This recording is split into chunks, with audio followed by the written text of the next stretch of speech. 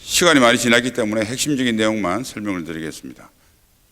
제가 준비한 것은 북한 비핵화와 우리 안보인데 이렇게 생각하시는 게 좋을 것 같다고 저는 생각합니다. 북한 비핵화는 목표가 아닙니다. 제 생각은 더 나은 평화와 안보를 위한 하나의 수단일 뿐입니다. 그러니까 우리 안보의 비핵화는 수단이다. 그래서 북한 비핵화는 우리 안보와 교환할 수 있는 등가가 아닙니다. 그런데 이게 착각이 되면 이런 말을 하는 사람들이 있어요. 북한이 핵을 폐기 안 했는데 우리 안보 태세를 허무냐. 말은 맞는 것 같은데 틀린 말입니다. 우리 안보는 북한의 핵을 폐기하든 폐기하지 않든 허물어서 안 되는 절대적 가치이고, 그걸 위해서 북한 폐기는 더 나은 안보와 평화를 위한 one of them, 하나의 수단일 뿐이다. 이렇게 저는 생각합니다. 다음 장 좀 넘겨주세요. 다음 장. 제가 이제 이 모든 문제는 이제 그때 상황이 복잡하고 이렇게 해서 좀 우리가 속된 말로 헷갈릴 수가 있는데, 본질을 이해를 하면 그게 흔들리지 않는다고 생각해서 제가 본질적인 소위 성찰을 통해서 우리가 답을 얻을 수 있는 자문자답 형식으로 몇 가지를 적어봤습니다. 첫 번째, 북한한테 핵은 어떤 존재인가? 간단히 생명과 같은 존재입니다. 이 세상에 무엇과도 바꿀 수 없는 소중한 생명과 같은 존재다. 대한민국이란 북한에게 어떤 존재냐? 북한이 바로 하나뿐인 생명을 위태롭게 하는 가장 두려운 존재다. 북한 입장에서는. 그러니까 북한의 체제 안전의 가장 핵심이 뭐냐면 대한민국 존재 그 자체입니다. 그 다음에 북한이 과연 이 부강한 대한민국과 함께 체제 경쟁과 이 체제 경쟁을 통해서 체제 유지할 자신이 있을까? 자신이 없을 겁니다.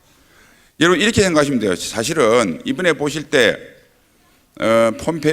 트럼프가 폼페이오한테 편지가 온다는데 기다려보자 그러고 웃고, 그 다음에 최근에 동방포럼에서 시진핑이 자기는 평화협정에 빠지겠다고까지 했는데, 만약 북한이 조금이라도 비핵화, 그러니까 트럼프의 허영심을 만족시켜줄 조그만의 선물만 있었으면 종전선언 했을 겁니다.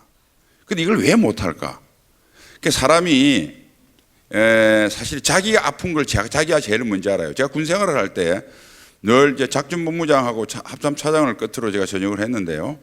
제가 늘 부하들한테 언론에 대해서 첫 교전이 붙었을 때 첫 그 소위 소식이 나는 걸 굉장히 유의해야 된다. 반드시 나를 통해라. 왜냐하면 제가 이제 준장하고 소장 때 국방부 정책차장하고 정책기획관에서 이게 전부 다 대변인실을 통제하고 있는, 언론을 통제하고 있는, 업무 통제를 하고 있는 조직입니다. 그래서 속성을 잘 알아요. 여러분 생각해보세요. DMZ에서 만일 또는 이제 NLL에서 야간에 교전이 붙었다. 적의 피해가 먼저 보고되겠습니까? 적의 전과가 먼저 보게 되겠습니까? 아군의 피해가 먼저 보고되겠습니까? 아군의 피해를 먼저 알아요. 적에 대한 우리 전과는 나중에 알아요. 그걸 섣불리 내주면 소위 이 언론에서는 전문용어로 일본말로 야마라고 그러는데, 타이틀이 아군 장병 5명 피해 나오면 전쟁 끝난 겁니다. 국민들 인상은 늘 다음날 10배 넘는 전과를 올렸다. 이거 기회 잘 안 들어옵니다. 제가 그런 뜻에서 저 말을 쓴 거예요. 그래서 우리가 사실은 이 인상이라고 하는 것이 그래서 대단히 중요하고, 그러니까 북한은 우리가 생각하는 것보다 김정은이는 훨씬 체제 유지에 자신감이 없어요. 자신감이 있으면 그놈의 핵리스트 주고 그거 검증하는데 1, 2년 걸립니다. 9.19 때 안 봤습니까? 그렇게 하면 문재인 정부가 모든 걸 다 해주고 트럼프가 중간선거를 앞서가지고 뭔가 큰 마케팅을 할 텐데 그걸 못하는 거로 봐서 우리가 취약하니까 곧 공산화될 것 같아서 겁을 먹고 있지만 제가 더 겁먹고 있다. 이건 자신감입니다. 그래서 제가 우리 이제 보수적 성향을 가지신 분들한테는 자신감, 젊은 사람들한테는 경계감, 포인트를 이렇게 해서 제가 강의를 가끔 제 학교에 있기 때문에 젊은 애들 이렇게 하는데 자신감 가질 필요 있어요. 그 다음에 생존의 의미입니다. 북한이 생각하는 생존의 의미는 뭘까? 아마 단기적으로는 의미로 했을 때는 우리하고 생각하는 생존의 의미가 같을 거예요. 남북한이 공존해서 현 체제를 유지해서 살아가는 것. 그런데 앞에 말씀드렸습니다.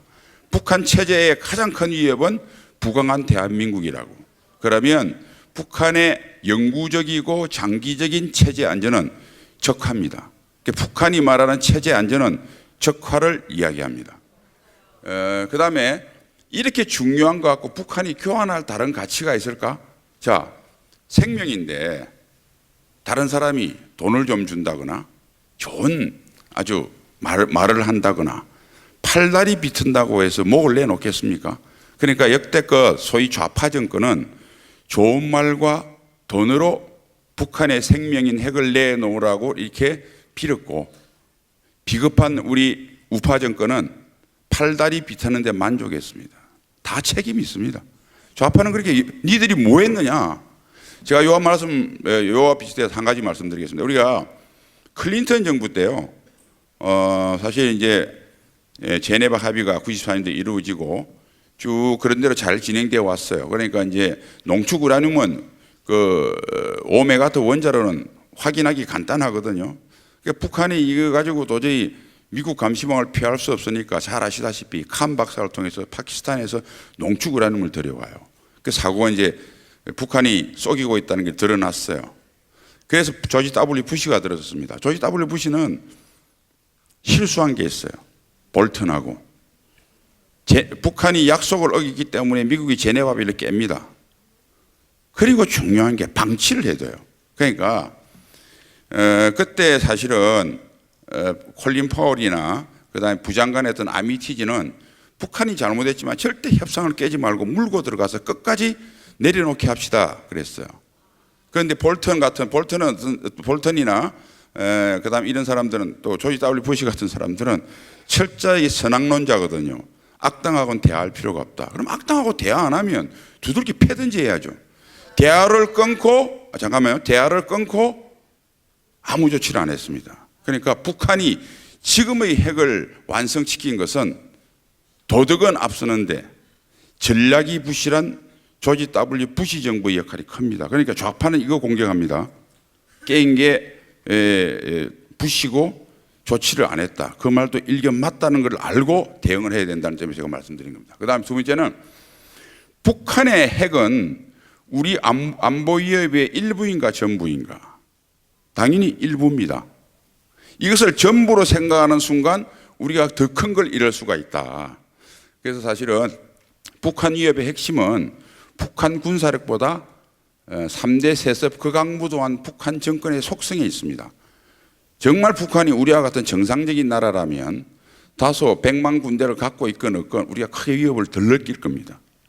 전쟁을 결심할 수 있고 비무장 민간인한테 대량 살상 무기를 사용할 수 있는 정권이기 때문에 그 속성이 위험한 겁니다. 그러니까 이 말은 뭐냐면 북한의 정권의 속성이 바뀌지 않는 한 김정은이가 개가천선하든지 별로 가능성은 없지만 아니면 제대로 된 이성적인 정권이 들어서기 전까지 북한의 위협은 핵이 아무리 있건 없건 관계없이 사라지지 않는다는 사실을 이해를 하셨으면 좋겠고, 그 다음에 두 번째 북한의 군사력입니다.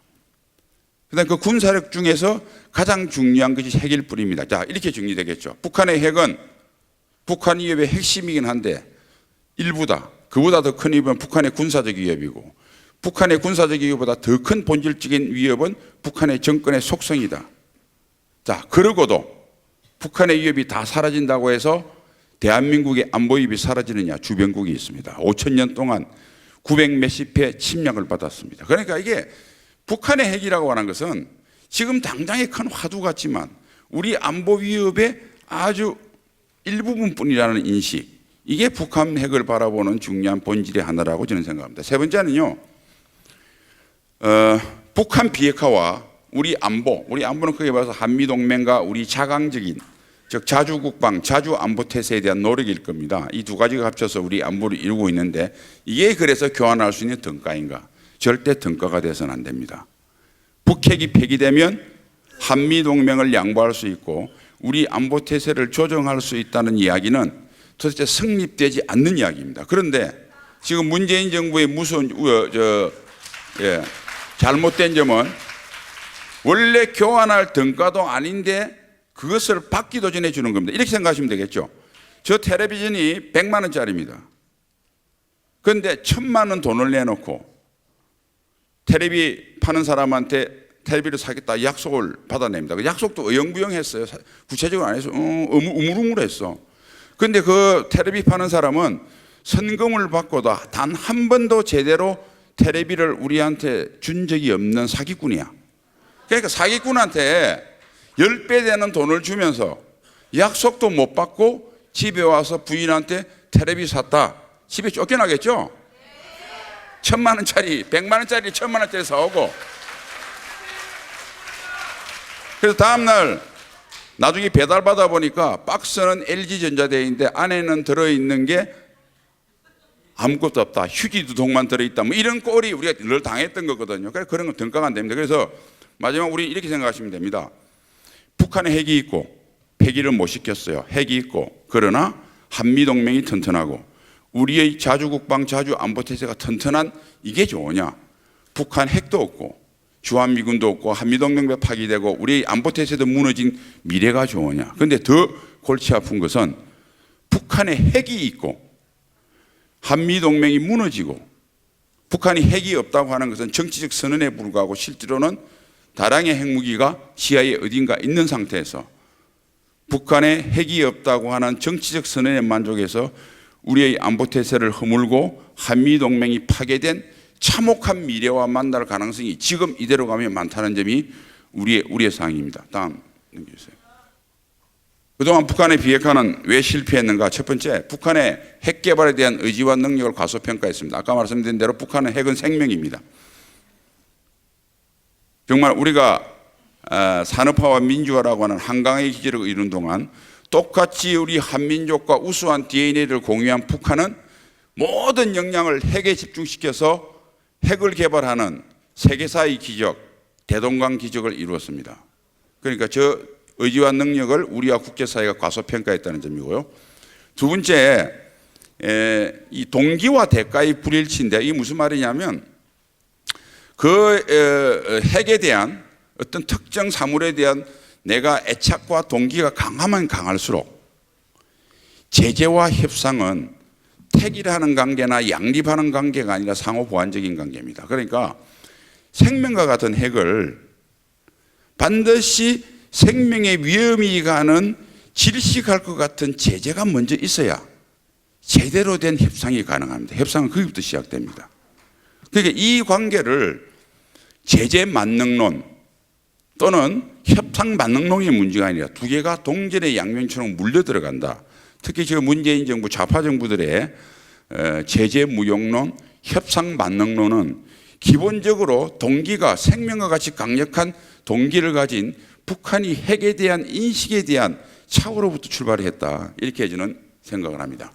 두 번째 보시면 효과 있는 대북 제재가 시행된 지 1년 반이라고 하는 것은 이거는 뭐 여러 번 잘 아실 겁니다. 유엔 제재가 9개 나왔는데요. 6번째가 2270까지는 북한의 해외 통상을 합법거래와 불법거래로 구분하고 합법거래는 민생거래, 불법거래는 무기거래입니다. 무기거래만 핀포인트로 딱 제한했어요. 그런데 북한의 통상의 무기거래가 차지하는 비율이 5% 얼마 안 되죠. 전혀 지장을 안 받죠. 그런데 무기거래는 증거를 잡기도 어렵습니다. 거기다가 중국이 이중 플레이를 합니다.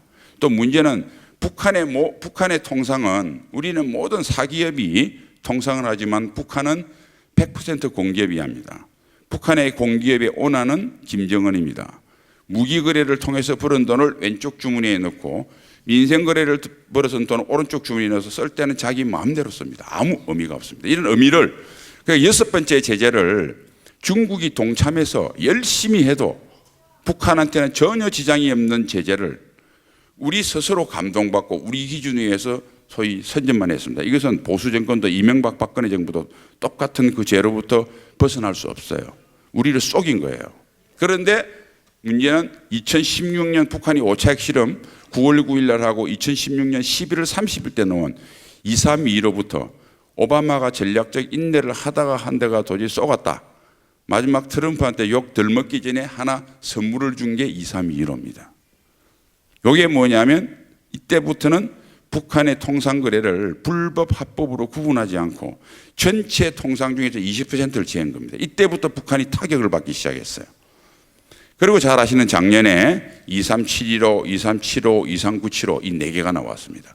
그러니까 작년 9월 1일부로 232로 즉 2016년 11월 30일에 했던 제재의 효과가 작년 9월 1일부터 나타나기 시작했습니다. 왜냐하면 북한의 통상의 수출 수입이 동시에 줄기 시작한 게 작년 9월부터입니다.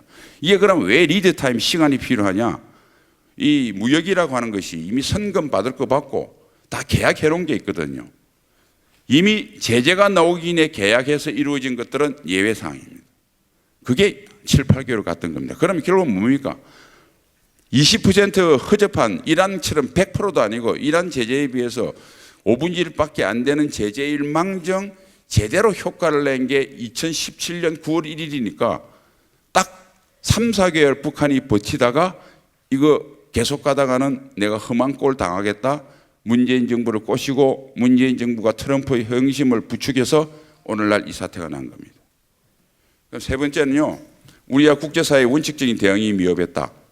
우리가 첫 단추를 북핵은 첫 번에 남북한이 먼저 한번 붙었습니다. 노태우 정부가 있을 때 91년, 92년 잘 아는 뭐 남북끼리 기본합의서도 체결하고 했는데 비핵화 공동선언도 하고 이때 노태우 정부가 단추를 잘못 끼웠어요. 우리가 먼저 북한은 우리에 비하면 100분의 1도 안 되는 핵 잠재력을 핵 능력 개발할 수 있는 능력밖에 없고 우리는 거의 완성 단계 수준의 자체 핵 능력에다가 비록 미국 핵이었지만 100발의 핵무기를 가진 핵무장 국가였습니다. 대한민국은. 북한은 그것을 우리가 먼저 빨가벗습니다. 시범을 보이죠. 북한 니네 보고 시범을 보이랍니다. 북한이 안 보이죠. 그러니까 계속 붙다가 지루하니까 보상을 해줍니다. 그러니까 북한이 좀 듣는 흉내를 내다가 파기합니다. 그럼 또 보상해 줍니다. 이게 30년간 계속된 거예요. 그러니까 첫 번에 남과 북이 안 붙었고 그러니까 우리가 실패했어요. 그러니까 미국이 네가 하니까 안 되니까 내가 한번 나와볼게. 지도 쏘갔어. 미국 간에. 그러니까 미국이 안 되니까 야 안 되겠다. 중국말을 제일 잘 듣는 다음에 중국을 의장국을 해서 6나라 모아가지고 했어요. 그것도 쏘켰어요. 이번 또 네 번째입니다. 똑같은. 여러분 와이샷에 첫 단추 잘못 끼면 어떻게 해야 됩니까? 다시 끼워야죠. 이 잘못 끼운 거 가지고 계속 한다고 이 와이샷가 제대로 이 모양이 갖춰집니까? 첫 단추를 잘못 끼면 새로 옷을 입어야 됩니다. 이제 그 문제고요. 우리 내부의 잘못된 인식과 대응 능력.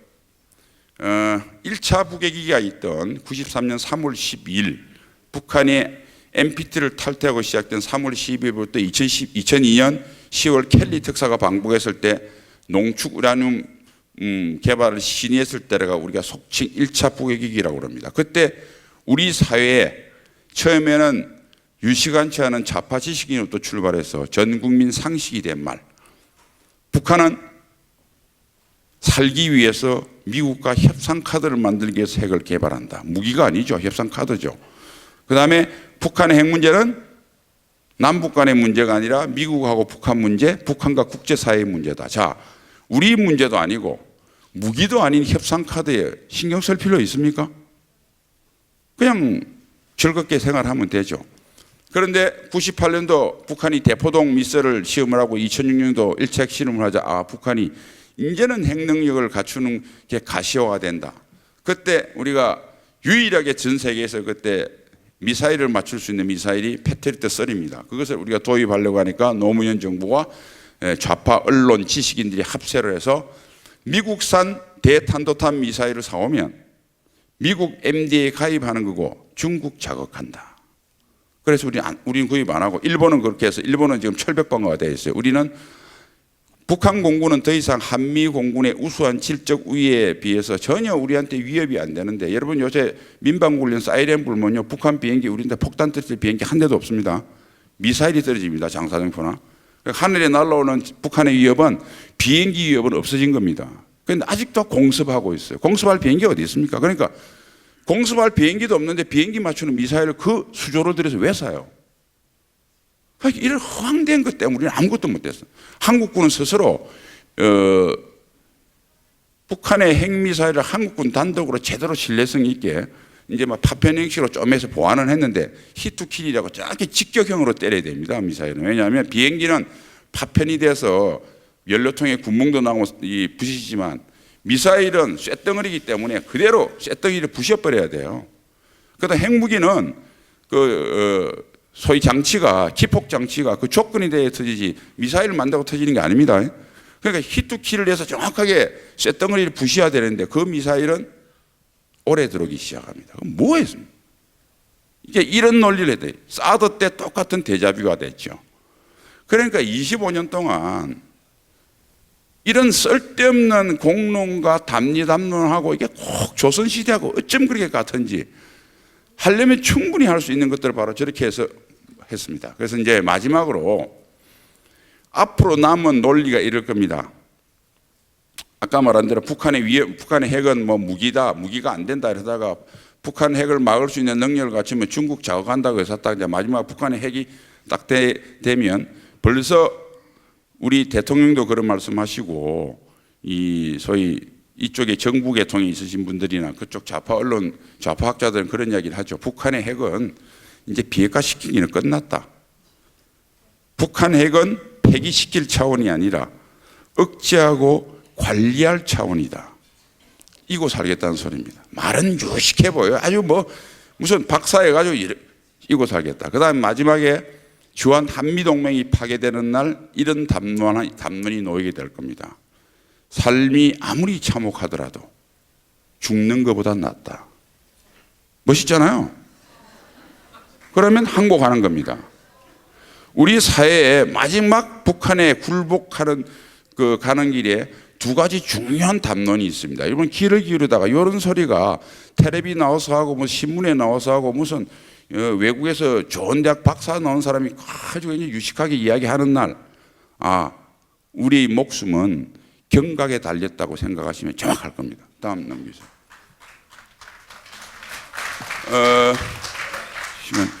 자, 지금까지 이제 우리 비핵화 안보 현실을 보면 작년까지는 정말 트럼프 대통령이나 미국에서 이야기한 대로 과거의 실수를 반복하지 않겠다 해서 제법 과거의 교훈을 받아들여서 북한을 질식에 가까운 상태로 슬슬 몰아가고 있었어요.